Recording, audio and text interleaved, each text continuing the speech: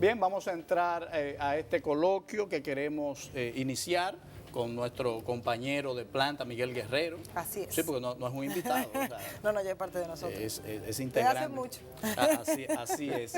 Y vamos a discutir un tema que yo creo que es importante y que representa el atraso de nuestra cultura política, y es la costumbre de buscar la disciplina partidaria a través de las líneas bajadas. Y lo extraño es que era algo que en otros tiempos se aplaudía. Se decía, esa organización política es muy ordenada sí, porque cuando se baja una línea, todo el mundo está en esa misma dirección. Así es. Sin embargo, nos hemos dado cuenta de que eso es parte del deterioro de la democracia, de que sigamos a un líder sin importar si estamos de acuerdo o no con lo que profesa. Quitándonos nuestra cabeza. Y eso es todos los partidos. Pero yo quiero traer a colación la última intervención del secretario general del PLD, que ha dicho que los estatutos del PLD dan la potestad de bajar las ideas que deben ser defendidas en el Congreso al comité político. O sea, 35 hombres en el PLD son los que piensan y los demás tienen que obedecer el pensamiento de esos 35 hombres. Entonces yo considero que es violatorio a la Constitución, porque en el artículo 77, numeral 4, indica que el mandato imperativo, que así es que se llama conceptualmente, jurídicamente, está prohibido. O sea, usted no le puede decir a un legislador, vota de tal manera, como yo te ordeno. Vamos a ver entonces qué piensa Miguel. Buenos días, ¿cómo está? Buenos días, gracias por permitirme estar aquí nuevamente. No, siempre. Bueno, yo concibo o yo comparto la opinión de ustedes, pero también hay que tomar en cuenta de que ha sido siempre una tradición desde que se tiene conocimiento de la historia y de la humanidad, de que los grupos políticos actúan con un criterio en particular. Por ejemplo, se da todos los días en los parlamentos y en España, en Francia, en Inglaterra y en Estados Unidos, en que un partido, cuando tiene interés en promover una ley en particular, vota colectivamente. Ahora, yo creo que la responsabilidad primera o primaria de un legislador es con la comunidad que representa, que alegadamente representa. Aquí esa representatividad no existe. Yo he visto, por ejemplo, a diputados y a senadores, por ejemplo, de una provincia como Santiago, votar en contra de una ley que lesiona intereses muy importantes de esa región. Por ejemplo, cuando se estaba discutiendo el tema del tabaco, por el problema del tabaquismo, los representantes de Santiago votaron en contra del tabaco, que representa la industria del tabaco y la siembra del tabaco, representa una situación muy importante. Columna vertebral de la economía cibaeña. Es cierto, para mí es absurdo. Sí, es cierto que el tabaco es un problema, hay una campaña mundial en contra del tabaco por lo que representa, claro, por el consumo, como afecta a la salud. Como afecta a la salud, pero también el tabaco, la hoja, tiene un uso medicinal, tiene un uso múltiple, que puede, como es el caso de la marihuana y todo eso, que tiene un uso en la medicina. Y es un elemento cultural también, no solo de la economía, sino de la cultura criolla. Yo no creo en las prohibiciones absolutas, o sea, la acción moral nace de la conciencia personal. Y a veces algo que es dañino en exceso, utilizado con moderación, no tiene ningún efecto. Entonces hay que tener mucho cuidado con eso. Pero tú dices que es parte de la cultura política global, pero hay una diferencia. En Estados Unidos, y nos dieron un ejemplo hace apenas esta semana, la designación de la secretaria de Educación que escogió el presidente Trump, Betsy DeVos, una empresaria que no tenía experiencia previa en la materia, sino que era una activista de una filosofía educativa, la cual yo comparto paradójicamente, pero no tenía arraigo en la comunidad educativa. ¿Y qué vimos? ¿Cómo vimos actuar a los legisladores? Bueno, hubo un empate, 50-50, porque dos republicanos, entiendas, desobedeciendo el interés de su partido, pero obedeciendo a sus votantes, dijeron no. Bueno, porque en mi escritorio yo recibí. Es un voto de conciencia. Correcto. Entonces, es un voto de conciencia. Si yo soy legislador, usted no me puede pedir que yo me quite mi cabeza. Por ejemplo, en el tema que nos ocupa ahora, el del Código Penal, hay legisladores que son pastores evangélicos. Y su partido le dice a un pastor evangélico que por principios religiosos defiende la vida, no, usted tiene que votar por ese código y esas excepciones. Es injusto. Pero también hay médicos especialistas que entienden que la ciencia médica ha avanzado mucho con respecto a la defensa de la vida de la mujer y de las criaturas, y que las situaciones de dificultad tienen respuesta. y dicen, yo no voy a votar por esa enmienda. Entonces, como también habrán contrarios que estén de acuerdo y que, mira, y que ese, no hay que quieran dejarlos obedecer libres. al ese es un partido. tema, exactamente. Yo creo que hay la libertad de opción, ¿no? Tú votas conforme a tu creencia exactamente. y a tus valores. Cualquiera que te eso es lo que yo creo que es lo prudente y es lo correcto en este caso. Ahora, ha habido en la discusión del tema de la interrupción del embarazo, yo prefiero llamarlo de esa manera y no el tema del aborto, porque si tú lees detenidamente y lees con conciencia las observaciones que ha hecho en 2 oportunidades el presidente de la República contra la inclusión en el Código Penal del tema del aborto, que debía ser, que no debería estar en el Código Penal. Y no debería ser un tema constitucional. Yo creo que es una ley especial. No debería ser un tema de que estar en la Constitución de la República. Pero ya está, entonces Sí, ya está y ya está de una forma. Yo lo que creo es que ahí la gente tiene que votar conforme a sus valores. Y es una discusión interesante, el tema de la opción. Ahí hay mucha gente que... el presidente no propone un aborto, el presidente lo que propone, en este caso, es que bajo 3 causales se permita la interrupción del embarazo hasta un número de semanas en la formación del feto. No habla de que si está a punto de dar a luz haga un asunto, eso no se llega a ese caso. Entonces ha habido mucha pasión en la discusión del tema y a mí me parece que cuando la pasión se mete y contamina una discusión, es muy difícil llegar a un consenso. Pero ha habido mucho razonamiento también. Te lo digo porque de en ambas este partes. programa y en muchos escenarios yo he participado en discusiones con nivel riguroso, intelectual, sobre el tema. Y hay argumentos sólidos, a mí me gusta ser justo, para ambas partes, hay argumentos sólidos. Que cuando uno lo discute con serenidad puede llegar a hacer luz. Pero hay una realidad. Se me quedó una tercera pata, ya te mencioné a un posible pastor o a un médico, a un abogado que sea congresista. El abogado conoce la Constitución y en la Constitución, en el artículo 37, dice que debemos proteger la vida desde la concepción hasta la muerte. Ese abogado no tiene creencias religiosas. Ese abogado no tiene conocimientos médicos, pero sí de las leyes. Y él dice, mi partido no me puede mandar a votar en contra de la Constitución, porque hay una realidad. Eso va a ir al Tribunal Constitucional. El Tribunal Constitucional tiene que fallar en el sentido primigenio de la voluntad, del espíritu de los asambleístas. En el 2010 este debate fue amplísimo también, o sea, porque el país lo ha discutido. Y el país votó una Constitución, dice, no, somos defensores de la vida.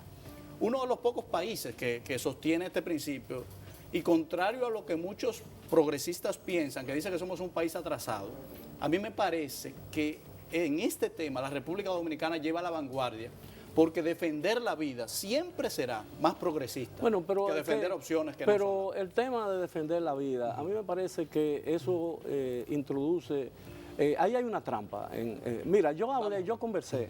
Yo soy partidario de las observaciones del presidente, lo digo no, está bien, abiertamente. No hay nada de malo. Aquí no somos organización política que debemos quitarnos la cabeza. A mí una vez me llamó una señora que lee mis artículos y que tiene una opinión sobre mi carrera profesional muy elevada, más de lo que yo realmente me merezco, y la objeción de ella, en un momento dado me pareció, bueno, voy a perder una lectora. Una lectora fiel. Una lectora. No y ella me hablaba de que, por ejemplo, ella tiene un familiar que había pasado por una situación similar y decidieron tener el niño.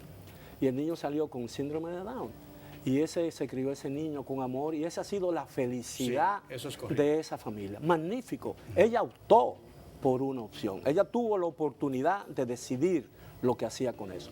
Se da el caso de que muchas otras gente son obligadas a tener eso y son familias infelices. Entonces, yo lo que digo es que en esto es un problema de conciencia personal. Estamos viviendo en una sociedad democrática, en una sociedad libre, de que cada cual tiene el libre albedrío que Dios nos dio. Si tú lo utilizas, sí, Miguel, yo estoy pero seguro. La pregunta aquí sería, yo no estoy de acuerdo. Pero déjame terminar. La pregunta hay que hacerla yo. ¿Esas familias son infelices porque tuvieron la criatura o son infelices por lo que pasó que no se sanó? Porque la observación que uno escucha con los pocos casos que yo puedo tener que conozca sobre estas situaciones, esa criatura me recuerda a ese momento. Entonces ahí hay dos cosas. Si finalmente no te sentías la capacidad de tener esa criatura, yo no sé cuál era la razón. Adopción. Y la segunda, lo que es que sanar, o sea, es un sistema de salud que le permita a esa persona entonces poder superar el trauma. Pero que también no hay un elemento Miguel, también que a mí me parece, perdóname. Pero sí es lo mismo, porque tengo dos objeciones filosóficas. pero ok, tú dices, bueno, yo no quiero crear hijo, lo doy en adopción. Es decir, a mí me parece también que ahí hay una falsa moral, porque tú dices, bueno, yo tengo que tener, porque la ley o porque mis convicciones religiosas o de otro tipo de la sociedad me obligan a tener este niño, que lo voy a dar en adopción. Es decir, tú estás rechazando un hijo que tú tuviste. Es decir, porque por cualquier razón... Eso sí es una trampa, porque tú no quieres darle opción. Bueno, no, esa opción es mucho mejor no, pero yo lo que te quiero decir es que cuando se apela a un concepto moral de que tú no puedes atentar contra la vida, tú estás rechazando una criatura que tú trajiste. Es decir, yo no quiero entrar en una discusión. No, pero me permite dos objeciones filosóficas al razonamiento del libre albedrío. Pero permítame sí, permítame terminar el asunto. Yo creo que la solución más correcta, porque evidentemente la sociedad dominicana está muy dividida con relación a este caso, eso es inobjetable. Ha habido muchas pasiones. Ha habido razón también. Bueno, pero ha habido muchas pasiones, de ambos lados hay razones, y de ambos lados hay muchas pasiones. Yo quiero creer que lo he defendido con razón. Bueno, no, pero no me refiero a tu caso, sí, perdón, pero yo te digo que de ambos lados, incluso de gente que comparte mi punto de vista, yo lo he ido hablando irracionalmente. Eso es verdad. Yo le he dicho, bueno, vamos a hablar con la razón. Yo creo que en este caso, lo más prudente para mí es que se deje a una decisión personal. Quiero volver, yo tengo una experiencia personal que yo no tengo autorización para decirlo aquí porque se trata de mi familia, pero yo lo voy a decir porque yo no creo que uno tenga que avergonzarse con eso. Yo tengo 2 hijos. Mi mujer salió embarazada cuando ya teníamos los 2 hijos. Le dio rubeola. Todos los médicos que nosotros consultamos, yo no sé, yo le pido perdón a mi esposa porque a lo mejor ella no quiere que yo diga esto, pero y los médicos, todos los médicos que consultamos dijeron que el niño iba a nacer deforme. En ese momento pensamos nosotros que eso podía crear una situación traumática. Yo no sé si yo me equivoqué, no sé si no me equivoqué, pero la criatura no estaba formada todavía. Pero y en esa etapa del crecimiento del feto, las posibilidades de formación son terribles, incluso cerebrales. Era un vegetal lo que podían hacer. Entonces nosotros decidimos que no, yo no quiero tener eso. Yo tomé una decisión. Y mi esposa es cristiana, pero cristiana y yo creo en Dios, y yo no soy un ateo, ni soy un infiel, ni nada de ese tipo. Yo lo que creo que eso es un problema de opción, pero hay mucho fanatismo. Yo creo que nosotros deberíamos tratar un tema que ustedes trataron ahí. No, pero espérate, no me saques, que acuérdate que tengo dos puntualizaciones importantes, no me saques de ese tema. Quiero volver al tema que conecta con tu historia personal, que yo respeto mucho. El tema de los niños, así con síndrome de Down, con una enfermedad, una visión filosófica. El problema de la vida es que no es un tema opinable, y esa es una diferencia que hay que hacer a las personas. ¿Qué es un tema opinable? Un tema donde la libertad individual de pensamiento se puede imponer porque da lo mismo azul que rojo o verde. Pero hay temas de una categoría tal que no permiten matices. Y en todas las culturas humanas, a lo largo de toda la historia de la humanidad, la vida, el valor de la vida, ha sido un tema sagrado. Un budista, un ateo, todos al que le preguntan dice, hay que respetar la vida, porque no es un tema opinable, o sea, no es un tema democrático que se elige por una papeleta. Nadie está hablando de acabar con la vida. Primera objeción filosófica. Segunda objeción para ese niño que puede ser la desgracia de la familia o la felicidad de la familia. Tenemos que entender que la vida humana, la sociedad humana, no es un club social. Entiéndase, no tiene unos elementos, unos artículos que indiquen qué ser humano puede entrar a la vida y qué ser humano no debe entrar. lo no estamos somos tratando, dioses, no somos es que lo estamos dioses. tratando Entonces, de un el tema niño con Down, muy el niño con radical. Down tiene tanto derecho como yo, que por suerte no soy Down, de entrar a la vida. Pero Entonces, yo no estoy objetando eso. entonces son dos elementos yo no estoy filosóficos. diciendo eso. Yo admito que con esas excepciones se hace eso. No, yo dije que muy claramente que la persona dijo que el nacimiento de ese niño con síndrome de Down o con cualquier otro síndrome que pueda ser constituyó, con el paso del tiempo, constituyó incluso un elemento de unión familiar. Sí. Magnífico. Ella tomó una decisión. Tomó esa familia la decisión que en su momento La entendía única decisión. correcta. La única decisión correcta. Sí, no, porque sí, no. Miguel. No, porque, oye, en la hay otra vida, decisión. la vida es una bifurcación permanente. Una bifurcación permanente. Es las que, decisiones, oye. La decisión sobre la vida no descansa sobre nosotros. pero Eso es que yo no arrogancia estoy- no, humana. no. La decisión sobre la vida descansa sobre... Oye, te voy a hablar en términos científicos y humanos, ¿eh? Oye, ¿qué palabra voy a usar? No voy a usar la otra que yo podría usar, porque yo la creo. La decisión sobre la vida descansa en la naturaleza. Pero mira, entiéndase, una mujer embarazada cuando tiene un feto inviable, la naturaleza tiene mecanismos para que lo rechace de Sí, forma la cantidad natural. de abortos naturales es Entonces, increíble. esos abortos naturales son, la naturaleza dice, naturaleza, le puedes poner la palabra que quieras, tengo más de una palabra para decirlo, dice, esto no puede vivir. No, pero no soy yo. Pero o sea, que el yo no tengo presidente- los conocimientos para decir. Pero el presidente Eso no ha no puede tratado, vivir. el presidente... Ni el lo que- presidente tiene ese No, derecho. no, yo lo que creo es que ahí viene la discusión, yo creo que ahí es el centro, el meollo de la discusión. Las observaciones presidenciales no favorecen ni promueven el aborto. En este país sí. No lo Sí. promueven. En este país sí, Miguel. No lo En promueven. este país lo no promueven. lo Aparte de que promueven. da opciones. No Abre lo una promueven. ventana No, peligrosa. mira. Entonces, el problema es que en este país, la moral lo primero que es relativa. Por ejemplo, salir desnudo aquí en la calle constituye una afrenta. Pero la vida no es relativa. Pero las tribus de africanas nómades andan desnudos en la Entonces, calle. ¿usted está de acuerdo con que a la gente hay que darle opciones? no, Porque si abrimos pero entonces déjame- la ventana de opciones, Pero entonces una vamos a democracia, hacer la vida opciones. pero la vida, tu La vida, vida no vale la vida en libertad es una ventana abierta. La vida en libertad Pero es una con ventana límites, abierta. Miguel, con No, límites. bueno, tiene los límites que da la convivencia entre las personas. Un Y el límite, derecho, o sea, mi matar es derecho, malo, no, matar es bueno, malo, en toda la cultura. Bueno, matar está es bien, malo. bueno, pero lo que Sí. yo te quiero decir es que el Eso no presidente, tiene opciones.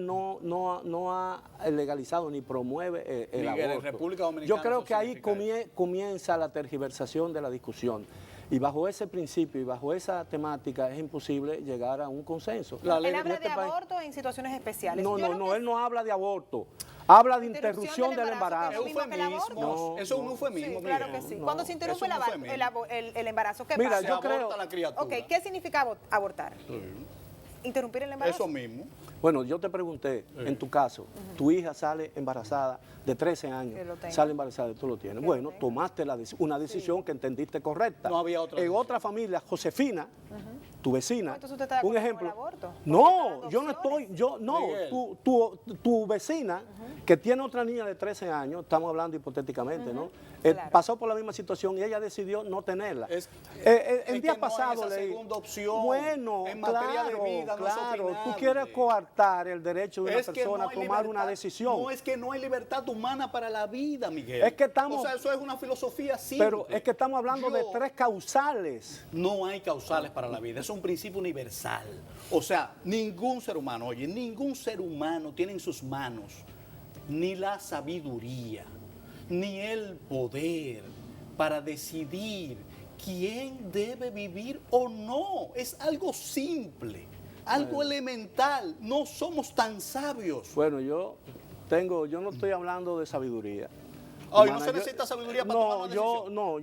yo lo que digo es que en una situación muy difícil no vamos a llegar a un acuerdo y yo no quiero añadir más confusión a la gente, ¿no? Porque es una, No, es una la discusión. gente se ilumina. No, es una discusión muy, muy difícil. Pero entonces, en este caso, lo ideal, entonces, para que ese pues, código penal, iba a decir pobre código penal, porque la verdad es que si estamos se hablando de apruebe 100 sin años, eso. es que se apruebe y que eso se trate como una ley especial. Sí. Y que Eso entonces el debió código- ser, eso debió haber sido. Claro, Pero el porque presidente ha al sido final- terco y 2 veces, porque ese Congreso, porque también eso es lo que te digo, el mandato imperativo, la línea. Ese Congreso ha demostrado 2 veces estar compuesto por personas sin personalidad y carácter. Porque la primera vez lo aprueban correctamente, una mayoría abrumadora. Pero el presidente de la República dice, no, yo no estoy de acuerdo con eso, y manda una observación. Y ahora nadie está de acuerdo. Y se vira esa misma mayoría. Y tiembla. pero Entonces lo hace por 2 ocasiones. Yo digo, son responsables porque no tienen personalidad, Ahora, yo no tienen te- capacidad de decir, señor presidente, Bueno, yo no pienso Bueno, igual que usted. Yo creo que tú tocaste un punto interesante, no tienen personalidad. No, Es no la decir, tienen. El Congreso ha actuado No todos. en el rechazo de la primera observación presidencial. El Congreso de la República lamentablemente actuó bajo una presión inaceptable. Inaceptable. En la presión, la Iglesia Católica Dominicana mandó niños de los colegios católicos. Mandó niños a piquetear el Sí, pero Congreso. la feminista también. Para presionar. La feminista también hizo piquetea. Bueno, está bien, por eso Todo el mismo. mundo Aquí todo el piqueteó. mundo Ah, ha ¿ves? intentado, Sí. ahí ¿Ves? todo el mundo Por ha eso. intentado. ¿Ves? Pero- Es lo pero que yo te nosotros estamos digo, de la acuerdo. pasión, Estamos de la acuerdo, pasión. pero No, la pero ahí razón sí se es la impone. democracia. Además, Ahí lo que sí es la estamos diciendo es que democracia, eso no me al molesta. final, Bueno. si usted vota a favor de algo, Es porque creen eso. es porque ¿verdad? creen eso. Si no creen eso, entonces también ¿Para qué está mal. votó? No tiene personalidad desde un principio. Pero es que yo no estoy, Entonces, queremos Ese es un congresistas punto bueno que dice Lorena. que digan si sí o no. 138 congresistas votaron de una forma, ¿por qué? Porque un solo hombre diga, no me gustó como tú votaste. Los 138 después dicen no, Bueno, o porque tiemblan. él Por apeló Dios. a un recurso que la Constitución Dominicana le da. Ahora, 2 veces. bueno, pero ahora, si de acuerdo con la Constitución, a menos que no la hayan cambiado de la noche, aquí se cambian las cosas de un día para otro. Si el Congreso de la República rechaza una observación del presidente de la República, automáticamente Sí, sí. se convierte en ley. Pero iría al Tribunal Constitucional, ¿oye? Bueno, Va al exacto, Tribunal pero eso, Constitucional. yo creo que incluso la discusión... Que también fueron un poco irresponsables. tengo que Pero, decir. pero yo pienso que en el fondo, a pesar de todo y todas las objeciones que yo tengo, yo pienso que en el fondo, cualquiera que sea el resultado que tome el Congreso, es enriquecedora porque te indica que todavía el país puede tener capacidad de discusión. A lo que nosotros nos falta como sociedad, esa capacidad de discusión. Nosotros enredamos las cosas, las contaminamos con las pasiones, con la irracionalidad. Y eso es lo que tantas veces en el pasado e incluso en el presente nos ha impedido llegar al lugar que deseamos. Pero Miguel, tú sabes que el ser humano tiene limitaciones. Mira un país tan desarrollado como Estados Unidos, cómo está envuelto en conductas emocionales y hasta retrasadas. O sea, es natural que no todos los seres humanos tengan la capacidad de elevar un Las debate. emociones Pero van- yo pienso van que ha siempre habido mezcladas con la razón. espacios donde se ha elevado, y esto es un proceso que va a ser de gran aprendizaje. Y quiero compartir, no sé si será indiscreto, pero nada, esto es fundamental. Ustedes tienen hoy los dos el corazón abierto, me gusta. Sí. No, pero en esto ya no es algo que me afecta a mí, sino lo viví con el presidente de la República. Y hay algo sí que quiero apelar. Yo nunca en esta discusión hago uso de argumentos de carácter religioso, porque sé que son fácilmente derrotables en el sentido de que Si ya yo no creo te en ponen eso, una ya. etiqueta. Yo uso argumentos filosóficos, históricos, No, porque una científicos. democracia está basada también en la separación del Estado y la Iglesia. No, correcto, no lo uso. Pero hay algo. Si alguien me confiesa que tiene fe o una convicción religiosa, yo le pido siempre que sus pensamientos y sus acciones estén alineadas con la fe confesada. O sea, tú no me puedes decir, yo soy evangélico, o yo soy protestante, o yo soy católico, pero yo creo en las excepciones. Ahí hay una incoherencia, porque entonces o no eres o no realmente, o no sabes serlo, o no sabes lo que está diciendo que eres. Y tengo que confesar que el presidente de la República en una reunión, sin yo preguntarle, me dijo que él era cristiano. No sé por qué. Se interrumpió la conversación mirándome y me dijo, Homero, yo soy cristiano. Cristiano evangélico. No, yo no le pregunté porque yo soy respetuoso. Si es cristiano, para mí Sí, es no, válido. no debería Yo soy haber una ecuménico. diferencia. Cristianos que creen Y para mí eso fue un mensaje importante. Yo no tenía que decir más nada. Tenía que decir, qué bien, qué bien. Ahora, cuando a mí alguien me dice eso, ¿qué yo entiendo? Que tiene una visión, una concepción que yo puedo entender, un marco de referencia común que yo puedo entender en muchos temas. Entonces, para mí es una gran sorpresa que alguien que se confiesa cristiano pueda ver un valor en esas excepciones. Bueno, pero en días pasados se publicó. Para mí ahí hay una incoherencia. No, Pero pero en días pasados.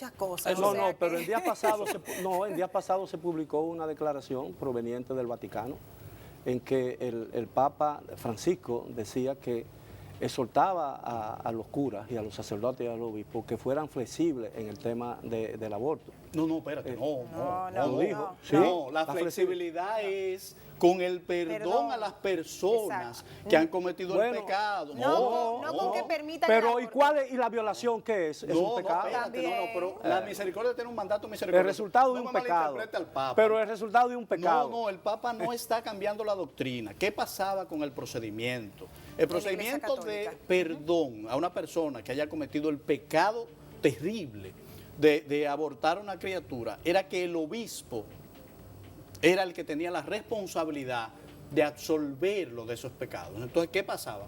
Había un cuello de botella porque la sobrecarga era muy grande y el Papa lo que ha dicho es, vamos a bajar de grado la responsabilidad y a darle la autoridad a los párrocos. Es una interpretación muy interesante la que tú estás haciendo. No, interpretación no. Tú sabes que yo te estoy diciendo lo que dijo el Papa. Lo que malinterpretan al Papa son los que quieren monopolizar. Bueno, pero es una posición mucho más flexible que la posición que están haciendo. ¿A quién se lo voy a usar? Miguel, yo pertenezco a la Iglesia Católica. Yo lo sé. Y yo sé lo que dice el Papa. Pero yo soy un hombre. Mira, mi familia es una familia mixta. Es decir, mi esposa es cristiana evangélica, hija de un pastor metodista libre que falleció, un santo. Yo fui criado en la fe católica. Es decir, pero en esa vida en común ha habido un respeto absoluto a las convicciones de las personas. A fin de cuentas, el Dios de los católicos es el Dios de los evangélicos. Es que cuando se es cristiano, entonces no hay ninguna otra manera. Entonces, es decir, yo soy católico, pero confieso que las pocas veces que yo acompaño a mi esposa a la iglesia, siento que los evangélicos participan más activamente y sienten más su fe que los católicos. Las misas son sesiones de convidados de piedra. La gente, un cura se voltea. Para mí no, para mí son bueno, pero excepcionalmente yo no quiero emotivas. Discutir porque yo sé que el tema religioso es un tema muy sensible. Pero puede y yo siempre he tenido miedo, Pero tú hiciste una valoración, de que cualquier observación mía con relación a una iglesia puede ofender la fe de una persona. No ofende, pero es importante para que la gente entienda. Tú hiciste una valoración sobre la manera de expresión de la fe. No tiene nada que ver con el fervor externo. Claro. Yo creo que está muy bien la manera en que los evangélicos expresan su unión mística con porque Dios. yo vengo de un Pero, por ejemplo, yo soy hogar de alguien una muy iglesia prudente. católica y finalmente soy cristiana evangélica. O sea, cada quien toma la decisión. Quizás usted se siente más identificado con los rituales, con la forma en la que por ejemplo, se yo voy a mi misa. Mira, yo voy a mi misa y tú me ves así, mira, tú me ves así. Y yo me la estoy gozando. Y yo me la estoy gozando. A pesar de ese banco. Sí, ese banco. ¿Por qué? Porque ese banco duro, así, no cómodo. Porque ¿cuál es la idea de la misa? Que entendamos que somos corredentores con Cristo. Entonces, el símbolo que está ahí es un Dios crucificado en un pedazo de madera. Bien, entonces tú estás en un banco, mira, tú estás en un banco compartiendo algo, un chin de esa incomodidad. Sí, porque no te pueden poner una poltrona de lujo como si estuvieras en la sala de tu casa viendo televisión. El sufrimiento redime, yo entiendo ese concepto. Y me gustaría que volviéramos... Interesante digresión. Pero ustedes trataron un tema sumamente relevante. Vamos a tiene que ver con el aumento salarial. Okay. Los aumentos generales de salario son un premio a la mediocridad. Porque los aumentos deben ser por rendimiento, incluso más en el tema de la educación. Yo estudié, aunque yo estuve parcialmente en un colegio de pago, ¿no? En una escuela de pago, pero yo hice mi bachillerato prácticamente completo en una escuela pública y yo recuerdo que era maestro. Cuando servías. Era maestro. ¿Era la normal? Era la normal. Ah, sí, eso es otra cosa. Eran maestros, gente que realmente tenían vocación y que amaban lo que hacían. yo no concebía en esa etapa que un profesor tuviera, yo entiendo los derechos sindicales, lo que pasa es que el sindicalismo está enturbiando y está contaminando, y he usado mucho esa palabra, el término, en el día de hoy, pero está contaminando el criterio, el valor de la educación. Nosotros hemos estado hablando, durante que yo tengo uso de la razón, hemos estado hablando de que la educación es el camino más corto al desarrollo, que es la única cosa que libera al hombre de las cadenas, de la esclavitud, de la pobreza y todas esas cosas. Entonces, nos topamos que por cualquier pretexto tú paras la docencia en un colegio, y entonces tú ves esos profesores con franelitas, con Mickey Mouse y esas cosas, marchando en las calles, protestando, mientras cientos y miles de estudiantes están siendo desprovistos de un derecho fundamental, como es el derecho a la educación y como lo es el derecho a la salud, ¿entiendes?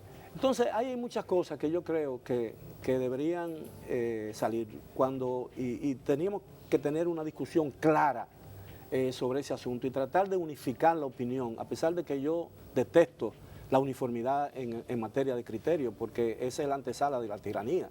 Cuando todo el mundo piensa igual, por eso a mí no me gusta la unanimidad. Mi padre me decía, yo recuerdo perfectamente que en paz descanse, vota de último. Vota de último, porque si todo el mundo vota sí, vota no. Además, tu voto no va a afectar nada.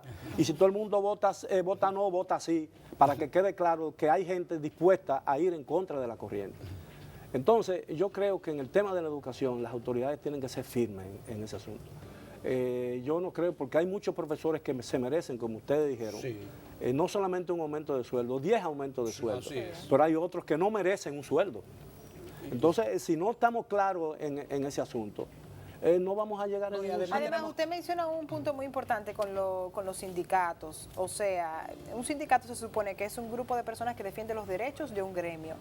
Pero lamentablemente hemos visto cómo muchas veces se tratan de deseos individuales que de realidad un interés de llegar a un consenso para el mejoramiento de esas condiciones. Entonces, es por eso que la palabra sindicato ha perdido ese valor por el cual fue concebido. Bueno, porque yo creo que hay que defender el derecho a la sindicalización. Sí, no, pero hay que hacerlo con responsabilidad. No, pero eso es un derecho consagrado en la Constitución, un derecho fundamental del individuo.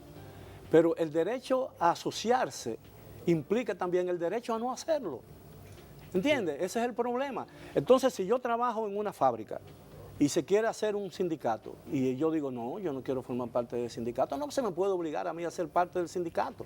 Porque yo estoy violando una ley. No, ustedes se pueden unificar, ustedes pueden formar su sindicato, pero yo no quiero formar parte del sindicato. Yo leí en algún punto, con respecto a que dice Lorena, que en el tema de la salud y de la educación, no recuerdo qué legislación de la Constitución. Están prohibidos O sea, hay el derecho a la sindicalización, pero ¿qué pasa? Son servicios estratégicos, vitales, que no pueden ser suspendidos, porque una huelga indefinida de médicos puede matar a 2.000 personas. Entonces creo que hay unas limitaciones. Una huelga indefinida de maestros puede truncar la vida de un niño de 5 años que se retrase. Pero además en el caso... Entonces yo defiendo la libertad sindical, pero en estas dos materias yo no he apoyado porque la asumen con irresponsabilidad. Pero además, además el derecho a asociarte es un derecho fundamental. Sí, hay que respetarlo. Pero además en la educación, por ejemplo, el tiempo puede recuperarse, pero en la salud no.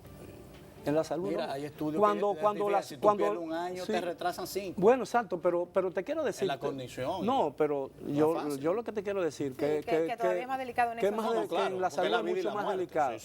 Por ejemplo, además, cuando el colegio médico o cualquier otro gremio de la medicina paraliza los hospitales, lo que está haciendo una huelga contra los pobres, porque los que tenemos cierto nivel afortunadamente, a Dios gracias, tenemos cierto nivel y tenemos una cosa... no vamos a los hospitales públicos. Lo ideal sería que fuéramos a hospitales públicos, que el servicio de salud fuera tan bueno que no se requiriera la medicina privada, como hay muchos países que van en ese camino. ¿Tú recuerdas la foto de Mojica? Exacto. Presidente de Uruguay, haciendo su fila en un hospital público. Entonces, cuando el colegio médico para los servicios hospitalarios, no me está privando a mí de salud, está privando a los menos a los más vulnerables de la sociedad dominicana, aquellos que no tienen ninguna posibilidad de pagar un servicio médico privado que es muy caro. Y yo no estoy criticando los servicios médicos privados, que quede claro. Yo creo que un médico que tomó la decisión de trabajar, hay muchos médicos que son especialistas y decidieron trabajar en hospitales públicos y no hacer fortuna. Y los hay que trabajan en los dos sitios. Y los dos sitios, esa es una decisión. Razonable. Pero a mí me pareció muy dantesco, diría yo, que una de las discusiones en el término del Ministerio de Salud Pública, el Colegio Médico, era que los médicos no querían trabajar más de 4 horas al día. Es decir, a mí me parece, y yo me hacía una imagen en mi imaginación, ¿no? Todavía la tengo, no carezco de ella todavía, afortunadamente. Que yo me decía, bueno, yo voy enfermo, necesitado de un servicio médico, y entonces el médico me dice, bueno, no, yo tengo que ir, ya yo cumplí 4 horas y me voy y me deja solo. Esas escenas se pueden dar. Se pueden dar. Se da. Entonces a mí me parece que eso es muy Sí, muy yo pienso que tenemos también que tener un espíritu cooperativo. En materia de la educación, yo pienso, hay que conceder las cosas como son, que hay un esfuerzo sincero de cambio. Entonces, cuando eso está pasando, no podemos ser obstáculos para aprovechar una situación. Entonces yo pienso, me disculpan el sindicato de maestros, pero es lo que yo veo, que como hay un gran presupuesto en educación, se tiene la mentalidad de el aprovechamiento. Sí. Entiéndase, hay mucho dinero, algo me tiene que tocar a mí. Sí, no, yo creo que a mí mi Por eso, cuota. por eso vuelvo al mismo punto. O sea, hay un derecho a asociarse, pero lo estamos mal utilizando, estamos siendo irresponsables, estamos pensando de forma individual y no colectiva. Entonces, estamos dañando la actividad sindicalista. Déjeme decirle una cosa. El Caribe publicó recientemente una entrevista que me hicieron y salió publicado que yo pasé parte de mi infancia feliz en San Juan de la Maguana. Porque mi padre era encargado de mecanización agrícola para toda la región sur en San Juan de la Maguana, con sede en San Juan, que era un centro de producción de maní para la industria del aceite. Aparentemente, cuando salió eso, me invitaron al día siguiente a acompañar al presidente de la República a San Juan de la Maguana, donde él inauguró, una tarde, 4 escuelas, 2 de ellas creo con tanda extendida. Un centro de atención primaria modernísimo, con sonógrafo y todas esas cosas.